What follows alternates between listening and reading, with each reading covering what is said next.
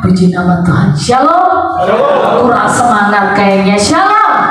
Ya, kita hari ini sangat diberkati, amin. Karena kenapa? Hari ini adalah hari kemenangan buat bangsa kita. Oleh sebab itu kita harus lebih semangat lagi, amin. Coba saya mau mendengar kalau saya bilang merdeka, semua bilang merdeka, amin. Merdeka. Kurang semangat. Merdeka. Haleluya, kemuliaan bagi Tuhan. Kita percaya kalau 79 tahun yang lalu Tuhan menangkan Indonesia, dan kita percaya bangsa kita akan pasti dimenangkan, amin. Biar nama Tuhan dinyatakan atas bangsa Indonesia. Saya percaya, katakan amin. Haleluya. Mari kita sebelum kita memulai ibadah kita, saya undang Pak Joshua untuk memulai dengan doa pembukaan. Dipersilakan.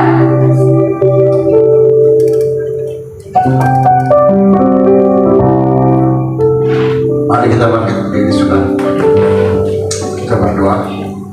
Bapa, dalam nama Yesus, kalau pujian, syukur, kemuliaan, hormat bagi Engkau Tuhan.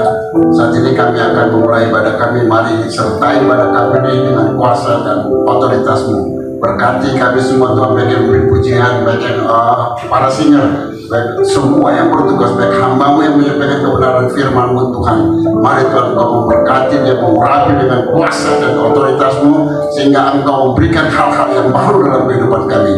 Terima kasih. Dan juga teman-teman kami mungkin atau saudara kami dalam perjalanan untuk tiba ke tempat itu, Tuhan, hantar mereka tiba di tempatnya dengan tidak kurang saudara. Terima kasih.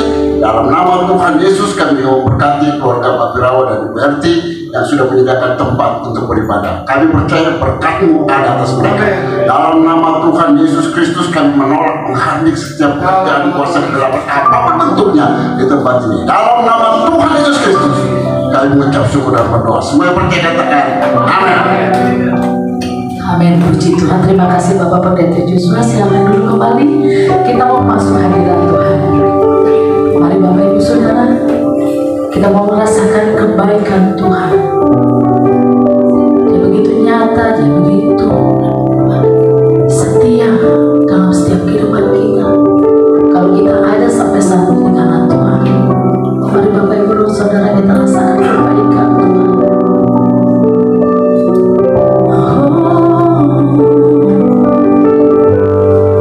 Kami bersyukur, terima kasih buat kasih dari Tuhan.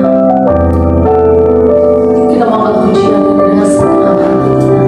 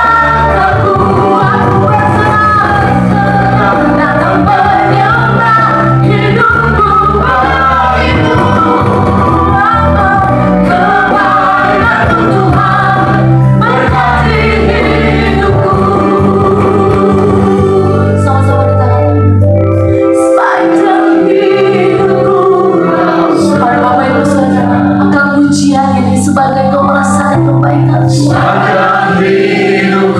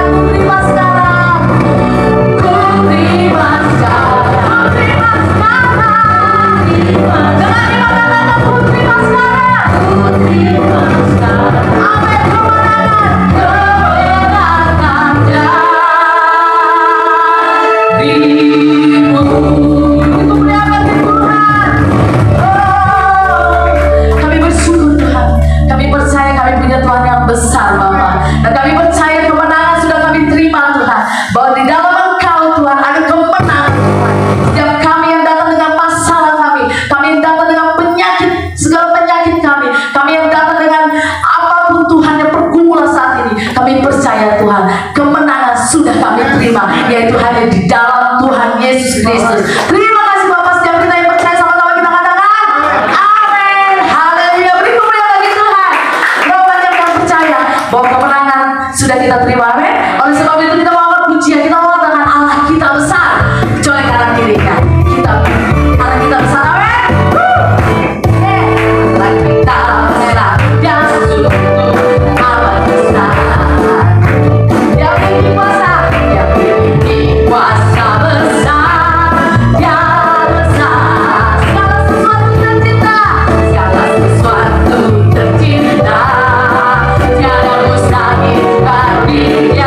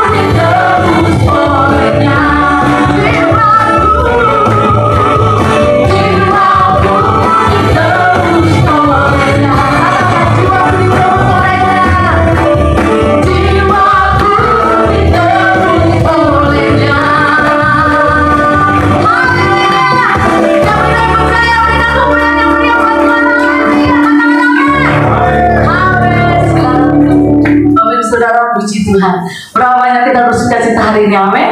Yes, kita percaya bahwa hanya di dalam nama Tuhan ada kuasa, hanya di dalam nama Tuhan ada keterangan, amin. Oleh sebab itu kami bersyukur, terima kasih. Tiba saatnya kita akan masuk dalam ruang kesaksian. Untuk Bapak Ibu Saudara yang memberikan kesaksian, yang pertama saya undang untuk Acitin berserta dengan teman-teman untuk memberikan kesaksian. Mari Bapak Ibu Saudara berikan kemuliaan bagi Tuhan. Haleluya.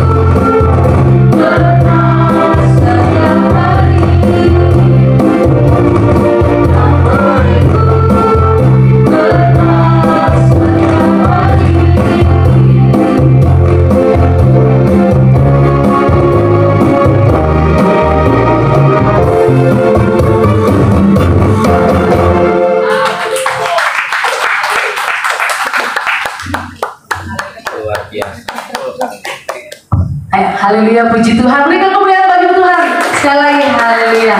Ya, dalam puji-pujian yang luar biasa, amin. Tiba saatnya kita akan mendengarkan kesaksian yang kedua, yaitu oleh Ibu Maria. Dipersilakan waktunya. Ya, puji Tuhan. Silakan Ibu. Pak Nando sekalian menemani.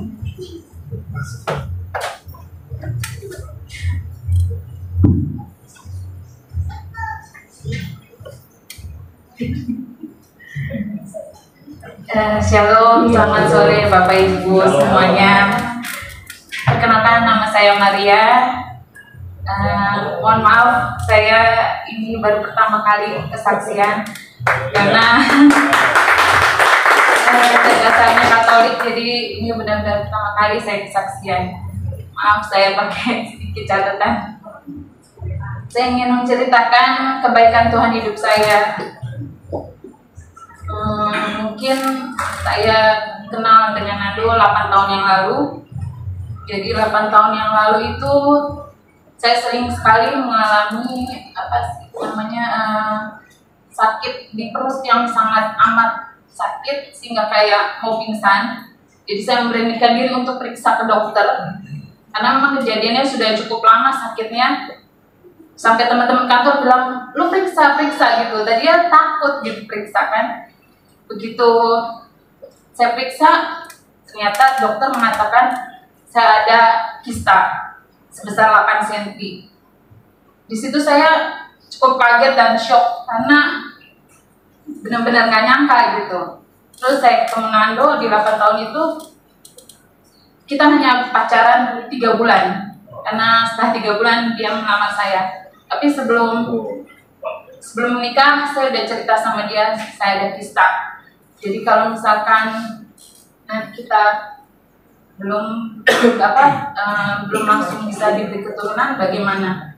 Terus dia mengatakan kita sudah punya 2 jagoan, jadi kita nggak usah khawatir karena kita sudah diberi 2 jagoan.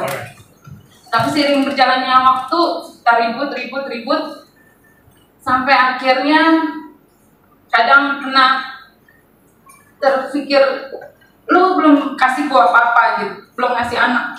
Dalam hati saya, siapa sih yang gak pengen punya anak kayak gitu?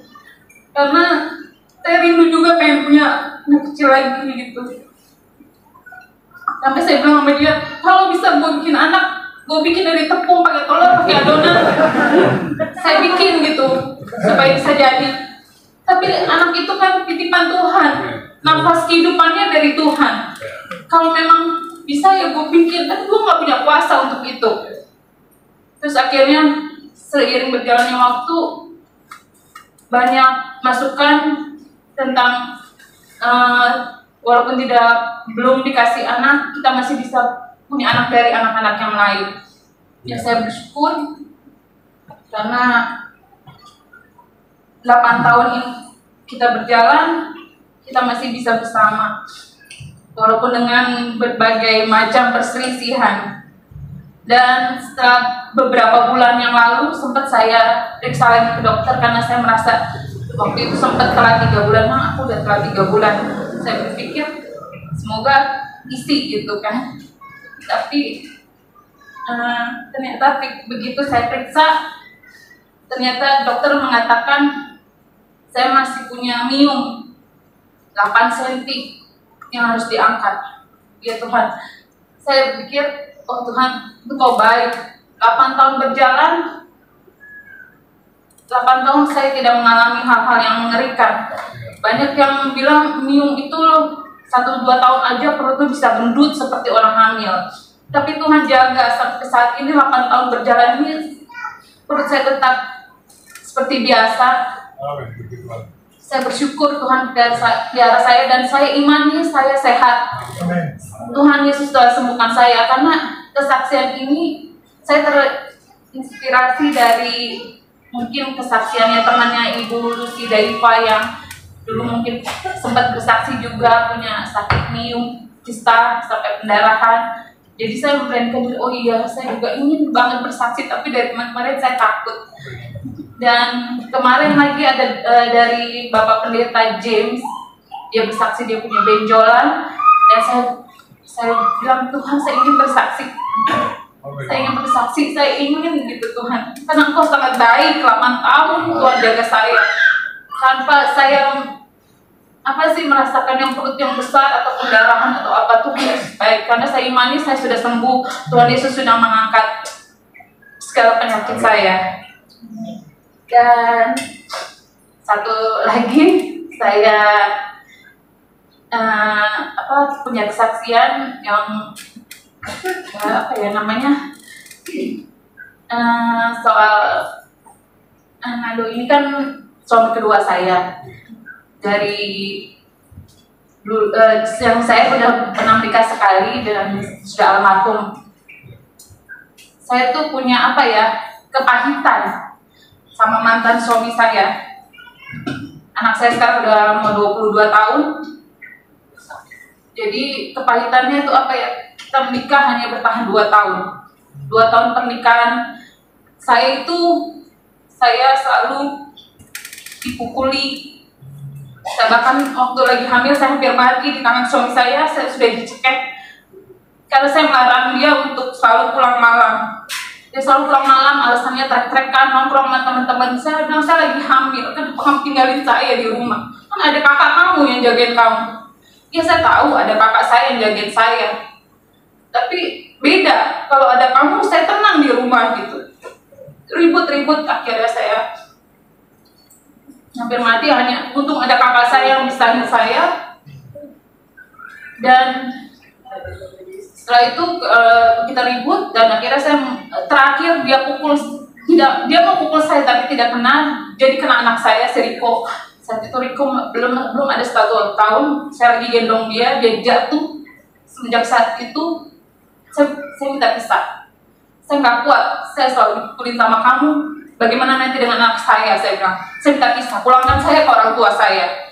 Akhirnya dia pulangkan saya ke orang tua saya, walaupun berapa kali dia mau jemput saya bilang saya tidak bisa, karena kamu sudah lebih dari 3 kali berjanji tidak mengulangi, tapi kamu mengulangi lagi. Dan 3 tahun yang lalu, papanya Riko sudah meninggal, dan saya punya kepahitan. Bahkan kalau dia ke rumah saya nggak mau ketemu sama dia, karena saya pasti sakit hati gitu. Tapi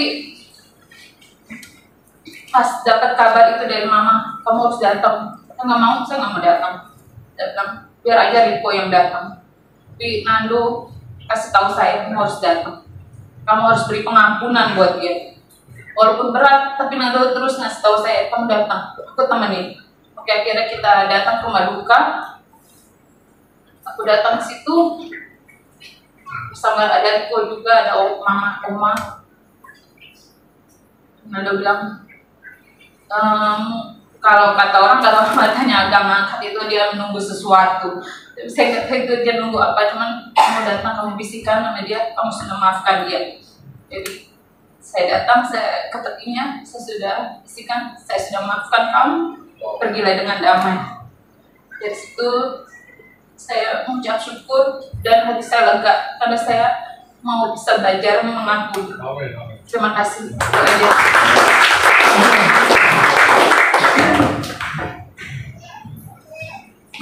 Saksinya luar biasa ya. Terkadang kita kalau sakit hati itu susah untuk mengampuni orang yang menyakiti. Tapi puji Tuhan, hari ini Tuhan nyatakan lewat Ibu Maria, dia mengampuni mantan suaminya. Dan puji Tuhan dia boleh dikuatkan, bahkan walaupun masa lalu boleh kelam, tapi saat ini dia sudah bersama dengan Pak Nando di masa depan yang luar biasa ya.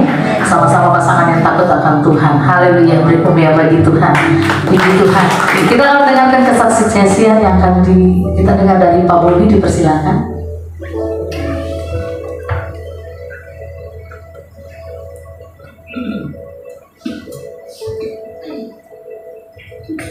Shalom Bapak Ibu.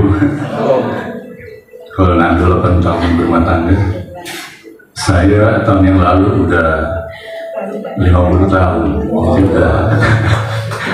jadi udah emas. Jadi selama 50 tahun itu kan ya seperti kapal itu, dia belayar, kadang-kadang ombaknya kecil, kadang-kadangnya ombaknya besar, kadang-kadang besar sekali sampai kapalnya tenggelam. Dan rumah tangga saya ya hampir-hampir tenggelam, tapi nggak tenggelam sekarang masih 50 hari atau ini udah 51 tahun. Anak udah umur 50 tahun, seumur Pak Wirawa. Oke, satu pujian, tadi ada pujian Allahku besar, ini pujian saya, besarlah Allahku, how great you are. When I will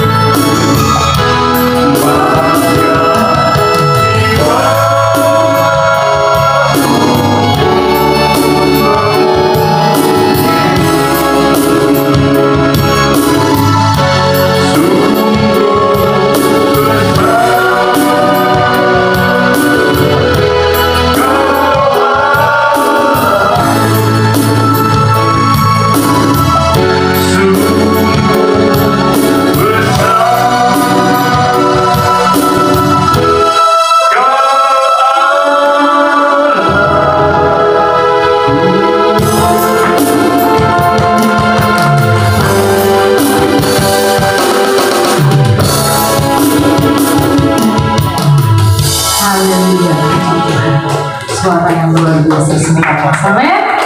Ya. Yang terakhir saya undang untuk Om Siska, dipersilakan. Haleluya, cukup ya bagi Tuhan. Shalom Bapak Pendeta, Shalom Bapak Ibu yang kekasih di dalam Tuhan Yesus Kristus. Kita merdeka karena kebenaran dari Tuhan Yesus ada di dalam hidup kita. Amin. Saya kemarin ngobrol sama Opa. Ternyata saya akui selama ini banyak pola pikir saya dan pola ucap saya banyak juga yang tidak berkenan sama Tuhan. Lebih banyak menginginkan Opa harus begini. Pokoknya yang negatif saya ucapkan. Jadi pada intinya negatif itu saya sampaikan supaya Opa positif. Dan ternyata ketika saya menyampaikan yang negatif, secara tidak langsung saya menyimpan akar pahit. Jadi akar pahit itu tetap masih disimpan. Biarpun kita berdoa, kita menyembah Tuhan, segala macam buat Tuhan, tapi kita masih punya akar pahit. Dan kita belum sungguh-sungguh di dalam Tuhan Yesus. Padahal firman bilang, kasihilah sesama manusia seperti dirimu sendiri. Bagaimana saya mau sayang Opa kalau diri saya sendiri saya nggak sayang? Saya masih menyimpan akar pahit. Makanya gara-gara akar pahit itu iblis intimidasi kita. Makanya masalah demi masalah tumbuh terus. Akhirnya dengan berjalannya waktu, saya evaluasi dari mulai menikah dengan Opa sampai kami sudah 42 tahun menikah. Tuhan masih memberi kesempatan untuk kita lebih dimurnikan lagi di dalam Tuhan. Saya tiba-tiba Tuhan kasih pemikiran, terus saya ngomong sama Opa. Sebelum-sebelumnya selalu yang negatif, tapi saya rubah mindset saya. Saya bilang, Papa, Tuhan Yesus itu sayang sama Papa, sangat sayang banget. Terus saya menceritakan bagaimana Opa punya proses dari Opa mulai jadi taruna sampai sekarang. Coba Papa lihat, Tuhan Yesus baik banget. Aku cerita. Jadi waktu Opa itu awalnya belum kepingin, tidak tahu, tidak mengerti tentang apnil. Opa waktu itu STM, Opa tadinya pengen jadi seorang pelaut. Tapi pas ada kegiatan, ada acara dari taruna datang ke STM menyampaikan tentang akademi militer. Di situ Opa tergerak ingin datang ke tempat itu. Terus Opa dengar ternyata tetangga Opa sendiri yang menyampaikan itu. Di situ Opa langsung termotivasi. Aku pingin seperti dia. Dan Tuhan buktikan itu. Jadi Opa awalnya akpol nggak jadi, tapi Opa tidak pantang menyerah. Opa ambil Akademi Militer Angkatan Darat dan lolos. Sampai Opa selesai pendidikan, saya bilang, Papa, penempatan pertama Papa di Jakarta tidak gampang. Jadi Papa tuh dipilih sama Tuhan. Jadi ketika penempatan di Jakarta, terus kemudian Opa ketemu dengan saya, kami menikah. Kami baru nikah, ya kira-kira 1 tahun gitulah. Belum 1 tahun, baru berapa bulan. Opa ikut tes untuk pendidikan di Oklahoma. 1 tahun, padahal Opa punya teman-teman yang seangkatan belum sekolah seperti itu. Tapi Opa sudah hidup. Dan banyak sekali kesaksian yang Tuhan nyatakan dalam hidup Opa. Jadi waktu saya evaluasi, saya ingat habis sekarang dengan pangkat kombes, Opa juga dengan pangkat kolonel, itu kami lagi dalam proses pendidikan untuk anak-anak. Jadi anak saya, jadi singkat cerita, pokoknya Tuhan tuh the best. Seorang tentara mana bisa kasih sekolah anak luar negeri. Suami saya kolonel angkatan darat, tapi bisa kasih sekolah anak yang pertama di Los Angeles, anak kedua di Pelita Harapan ambil hukum, anak yang ketiga ambil S2 di Sorbonne Paris. Angkatan darat dari mana itu kalau bukan dari Tuhan? Dan banyak peristiwa yang Tuhan nyatakan. Kemudian Opa waktu baru nikah dengan saya, dalam perjalanan waktu Opa bilang, saya cukup deh pangkatnya kolonel saja. Ternyata Tuhan kasih lebih dari itu. Jadi saya ajak Opa untuk evaluasi, merenungkan bagaimana kebaikan Tuhan. Jadi jangan meremehkan hidup. Dan sekarang pun terbukti Opa yang dibilang sama dokter udah angkat tangan, tidak bisa direm, tidak bisa dibebas karena darah yang tumpah ke jantung belum normal, otot jantung sudah bermasalah, terus tidak boleh nyetir. Dan apa yang dikatakan oleh manusia, tapi Tuhan buktikan kuasanya. Ternyata hasil pemeriksaan echo bulan Juli, Opa bebas, tidak ada pengobatan. Dan sekarang Opa masih nyetir dengan sukacita. Waktu pertama datang ibadah di sini, pada tahu, Pak Birawat tahu keadaan Opa kayak apa. Semua menyaksikan itu. Jadi saya bilang sama Opa, saya nggak bangga, maksudnya kita udah begini tidak. Tapi bagaimana kebaikan Tuhan? Coba kita renungkan, kita evaluasi, renungkan supaya akar pahit itu kita hancurkan dalam nama Yesus. Kita bangkit karena Tuhan udah begitu baik buat kita. Tadi lagu pertama Tuhan baik, terus kita bagaimana dengan Tuhan? Kan kasihilah Tuhan Allahmu dengan bla bla bla. Sekarang Tuhan bilang kasihilah sama manusia seperti dirimu sendiri. Dan apa yang kita lakukan kepada manusia sama juga seperti Tuhan. Jadi kesaksian saya hari ini, mari kita sama-sama evaluasi kebaikan Tuhan supaya kita move on, kita bangkit lagi untuk berikan yang terbaik buat Tuhan Yesus. Terima kasih Tuhan Yesus. Puji Tuhan. Hari ini luar biasa kesaksiannya, men. Kita sudah mendengarkan puji-pujian, kita sudah mendengarkan kesaksian. Berapa banyak kita diberkati dalam kesaksian hari ini, amin.